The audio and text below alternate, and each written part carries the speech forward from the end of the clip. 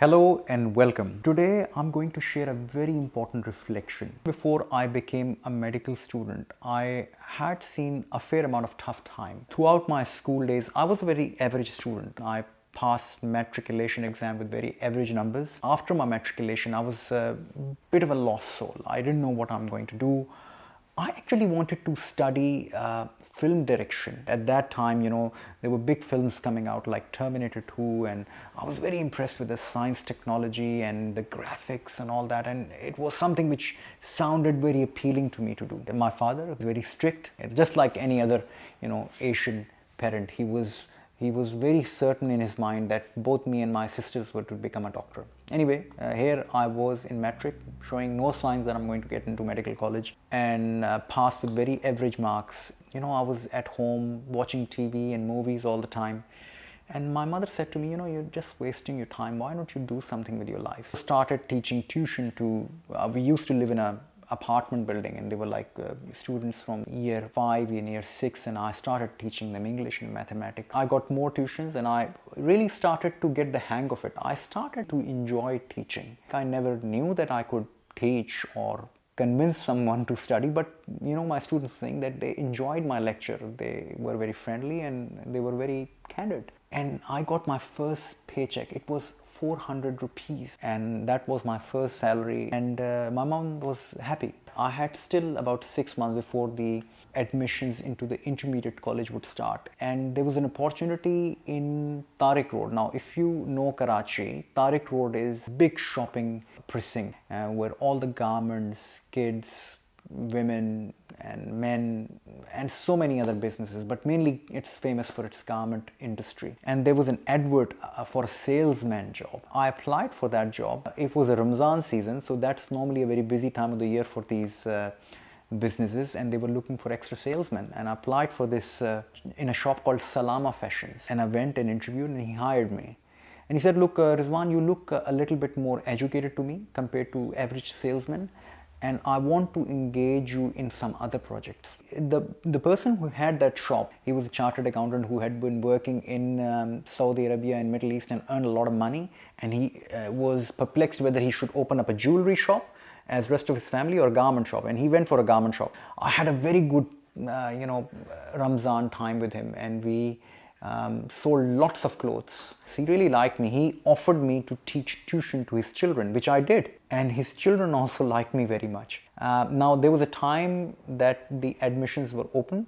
Based on my numbers, I was certain that I'm not going to get into a very good intermediate college. My mother actually pushed me to apply for a DHA college. And she said, Rizwan, you've got to do your best and leave the rest to Allah. They had a thing called an interview for an intermediate college. So the principal interviewed me. And I felt so pumped up by my mother's advice that you have to make best out of the situation. He said, why should I give you this position in our college? I said, well, when the intermediate result will come out and there will be A1 graders, I'll be one of them. And he said, okay, fine, we'll see. So after I got an admission in DHA college, things changed. I just became completely focused on one thing and one thing only. I want to get an admission into a medical college. And that's exactly what I did. I would study. I didn't have a photographic memory.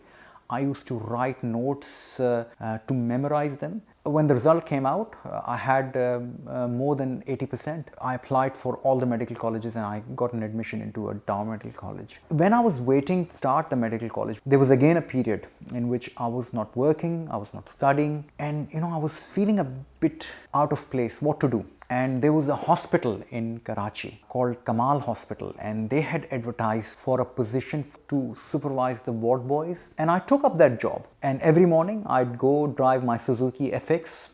I'd go to Kamal Hospital. I'll get all the ward boys, make sure all the beds are made, the rooms are clean, the toilets are clean, the patients haven't got any complaint. And that was my first exposure to the hospital ever. I did not know anything about the medicine. and Dr. Nuzhat Kamal, owner of that hospital, and she liked my work very much. But that was a good time. I get a lot of exposure, a lot of interaction with nurses, doctors. Met Dr. Sunny. That was a weird name, especially by Pakistani standard. I said, "What's your real name?" He said, "Dr. Sunny." So that name stuck to my memory, and hold that thought. I want you to remember this name. I did the medical college very well, passed out 2001, and then went to the UK and then into Australia. And then after doing my consultant exam, started doing emergency focus. Looking throughout that transition from being a very average student, I always had a degree of inquisition, and I wanted to do something which will help me create a new method of teaching, interacting with people. I remember when I was doing tuition to year 2, year 3, year 4, 5 students, I was just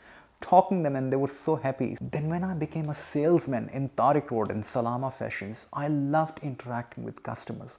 I loved talking to them. And I think that was almost a part of my own self-structured training. Talking to customers, convincing them about our product, making a profit for my boss, and then doing a job in Kamal Hospital, supervising ward boys, was a part of building up communication, interacting with people, talking to people. When I became a consultant, I had this passion that I want to do this course, which is going to be, the best resuscitation course. It'll have all the components of all the modern courses that I've done in my training years, but it will be a fraction for a cost for all my Pakistani doctors. And one of the first courses that I did was in Regent Plaza. I saw a doctor there and I thought, like, I've seen him somewhere. During one of the lunch hour, I said, "What's your name?" And he said, "My name is Dr. Abdul Kareem or something." And I said, "Okay, fine, but I remember one doctor who looked exactly like you, but his name was Dr. Sunny, and he used to work in Kamal Hospital." He said, "I am Dr. Sunny. I used to work in Kamal Hospital because Dr. Nuzhat Kamal was my sister." And I said, "Dr. Sunny, you are coming to my course?" And at that point, I was just working pretty much like a ward boy in your hospital. And who would have thought that you would come to my course learning resuscitation? It's such an honor for me. And he was so happy seeing me. I was just ecstatic seeing him. So the whole course, which was our maiden course, we had an amazing feedback from all the participants in Karachi. They had never done something like that. We were teaching ultrasound and CPR and intubation, and then there was Sunny.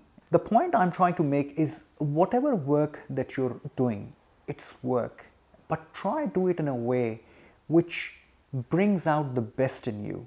It gives you a sense of responsibility. It gives you a flavor of something that you've not tried before. When I was teaching tuition, it was interacting. It was trying to simplify things because, I don't know, maybe I was so dumb and bogus that I just wanted to simplify everything down to the core. And the students liked it. I was doing tuition for medical student in my medical student year, and they liked the way I used to simplify things. Then when I was working in Salama Fashions, I loved talking to the customers. And then Kamal Hospital was a new learning curve. It was my first introduction to the health system. Then when I did the emergency focus course, I think it was an amalgamate of all those skills over the years, which started right from the very beginning. And when Dr. Sunny came to my course, it just made me so happy. I'm pretty sure that you must have had some interesting event like this in your life. Please share it with me, and I hope you like this story. It's more like a combination of various experiences. I hope you liked it and were able to learn something new. If you're not subscribed to our channel, please subscribe to Emergency Focus. I hope that I'll continue to share these stories with you. Thank you. Khuda Hafiz.